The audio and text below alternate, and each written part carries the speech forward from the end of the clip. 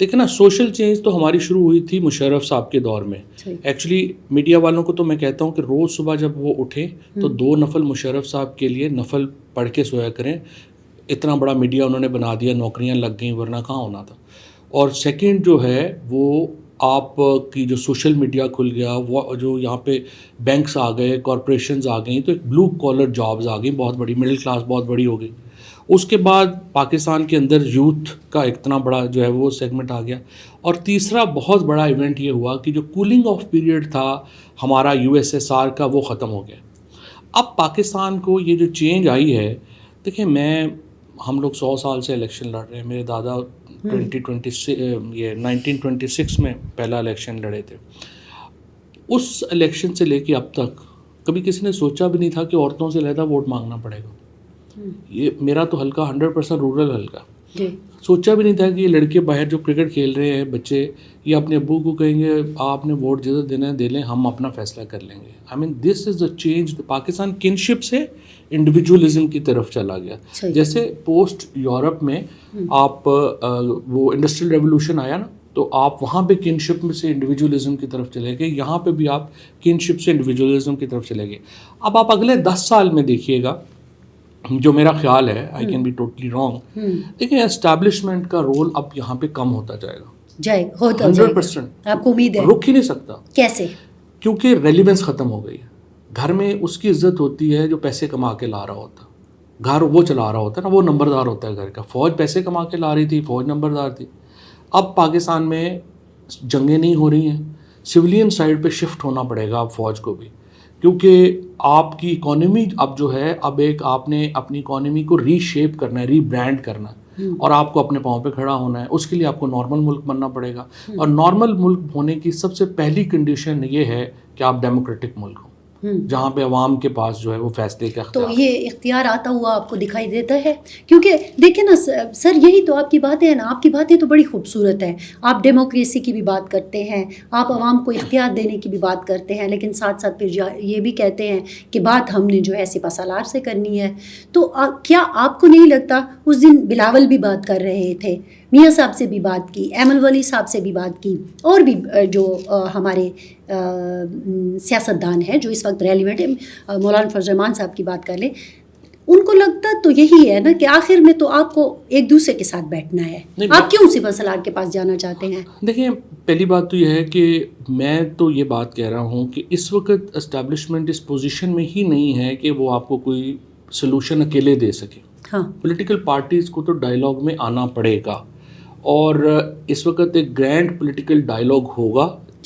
ابھی لیکن مجھے لگتا ہے کہ ابھی تو PTI کو ڈائیلاگ میں جانے کی ضرورت ہی نہیں ہے. ابھی تو 2-3 مہینے انہیں صرف ابھی بھی لیٹ ہو گئے ہیں. انفارچونیٹلی PTI کی چونکہ لیڈرشپ کی کوالٹی اس طرح نہیں ہے، سیاست کی وہ نہیں ہے، ان کو سمجھ بوجھ نہیں ہے سیاست. نہیں، آپ کے پاس اسد کیسر ہے، آپ کے پاس 1-2 لوگوں کے علاوہ اسد کیسر ہے، لیکن جو 4-5 لوگ جو PTI کو مطلب جن کا روز کا ایکسیس ہے، اس میں عمر ایوب کے علاوہ باقی لوگ تو پریکٹیکل پولیٹیشین ہی نہیں ہے نا.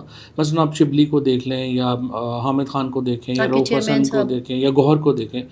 گوہر is like a brother to me, but he is not a politician. So ان کے تعلقات بھی نہیں ہیں. میں ان کو بار بار یہ بات کہہ رہا ہوں کہ آپ اس وقت نہ حکومت سے بات کریں، نہ اسٹیبلشمنٹ سے بات کریں.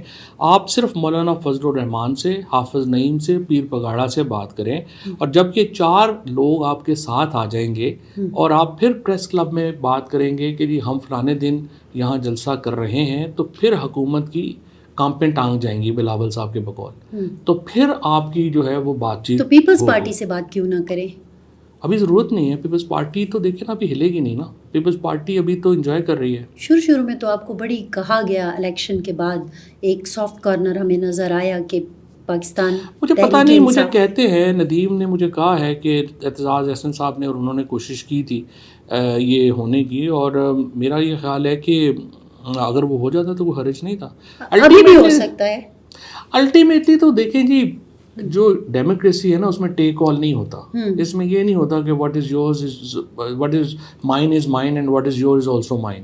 آپ کو چیزیں دینی تو پڑتی ہیں، تو آپ نے 100% تو نہیں ہوگا. اگر ہم یہ بھی آج بھی تصور کر لیں کہ کوئی پی ٹی آئی یا بنگلہ دیش کی طرح کوئی لاکھوں لوگ نکل آئیں گے اور وہ سارا کچھ ہو جائے گا، وہ اس طرح نہیں ہوتا. پی ٹی آئی کے جو کی بورڈ وارئر ہیں وہ تو یہ ثابت کرنے کی کوشش کر رہے ہیں کہ ہم یونیورسٹیز میں، کالجز میں طلباء کو موبلائز کر رہے ہیں اور ہم بنگلہ دیش سے بھی بڑا کوئی سیٹ بیک دیں گے. Is it possible?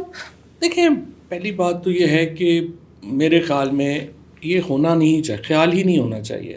ہم لوگ دیکھیں نا، پرابلم یہ ہے پاکستان میں بہت سارے لوگوں کا، اور اسٹیبلشمنٹ میں بھی، اور بہت سارے لوگ نا کامن میڈیا میں ایکچولی زیادہ جی یہ بات بڑے آرام سے کہہ دی جاتی ہے کہ جی یہ نا 10,000 بندہ مر جائے گا نا پھر ٹھیک ہو جائے گا ملک. ہاں، تو آپ مجھے بتائیں 10,000 میں آپ نہیں ہوں گے، اس کا کیا یہ سبب؟ آپ ہی کے سیاستدانوں نے، واڑا صاحب نے کہا 5,000. یہ لوگ جو ہیں کہتے کوئی بندہ اتنا کہہ دے گا، کوئی اتنا نمبر. یہ تو دیکھیں احمقانہ باتیں. اس کی وجہ یہ ہے کہ آپ ملک کے اندر ایک دفعہ آرڈر چلا جائے آپ کا، اس کو بحال کرنا بھی. دیکھیے بنگلہ دیش میں ایک عذاب بن گیا ہے نا، لیڈر کوئی نہیں ہے، ملٹری کی ختم ہو گئی ہے، and actually people are very scared کہ وہاں پہ کیا ہوگا. سو اس لیے اس طرح تو سوچنا ہی نہیں چاہیے. تو آپ یہ مشورہ دیتے ہیں ان کو، یہ جو لوگوں کو بار بار میسیجز کر رہے ہیں؟ نہیں، پہلے تو حکومت اور اسٹیبلشمنٹ کو سمجھنا چاہیے نا. دیکھیں پہلے جو پہلے موبلائز کر رہے ہیں ان کو سمجھائے نا. پہلے ان کو چاہیے کہ سچویشن اس نہج پہ نہ لے جائیں. اگر آپ لوگوں کی عورتوں کو گھروں سے اٹھائیں گے، اگر آپ بچوں کو اسکولوں سے اٹھائیں گے، ان کو ماریں گے، لوگوں کو کمروں میں بند کر کے تشدد کریں گے، 65 دن 70 دن جو ہے وہ مسنگ پرسن ہوں گے، تو لوگ کیا کریں گے؟ اور کیونکہ دیکھیں نا پرابلم کیا ہے، 4 پریمیسز جس کے اوپر یہ سارا سسٹم قائم کیا گیا. پہلا تھا کہ عمران خان 30 دن نہیں گزارے گا جیل میں، جی، تو وہ سال سے کھڑا ہے اور اس کو کوئی پرابلم نہیں ہے. پھر تھا کہ جی پارٹی ختم ہو جائے گی، پارٹی ختم نہیں ہوئی.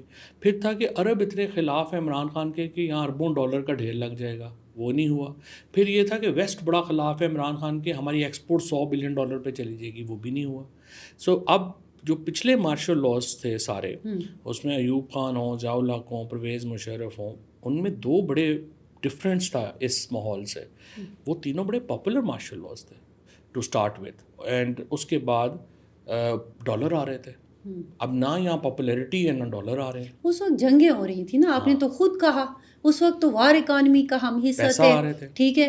تو وہ ظاہر ہے ان کو لانا چاہ رہے تھے کہ ایک بندہ فیصلہ کر لے. ادھر تو آپ کو کابینہ میں پہلے بات کرنی پڑے گی، پارلیمنٹ سے رائے لینی پڑے گی. ان کو وارہ کھاتا تھا. میں ایگری ہوں آپ سے. المیہ اس حکومت کا اور اسٹیبلشمنٹ کا المیہ یہ ہے، جنگ نہیں ہو رہی. تو آپ چاہتے ہیں جنگ ہو جائے؟ میں نہیں چاہتا، میں حکومت میں ہوں نا، اس وقت حکومت والوں کی پرابلم یہ ہے. ایک بات میں بتاؤں، وہ میں سیاست کی طرف دوبارہ آتی ہوں. ہمارے ایک بہت سینئر ویسٹ کی جنگ نہیں ہو رہی، یہ نہیں کہ ہم نے آپس میں نہیں سنیں نا، ویسٹ کی جنگ سے سارے آپس میں لڑ، ویسٹ کی جنگ سے بھی نقصان پختونخوا کو ہوا ہے. وہ ہمارے نہیں خیبر پختونخوا کے لوگ بڑے واضح انداز میں یہ بات کہتے ہیں کہ اٹک پارک ادھر بیٹھے ہوئے لوگوں کو نا ہمارے دکھوں کا، ہماری مشکلوں کا اندازہ نہیں ہے. بڑے ہمارے بچے، آپ آئیے کبھی میں آپ کو جہلم لے کے چلوں گا، کوئی قبرستان ہمارا خالی نہیں ہے.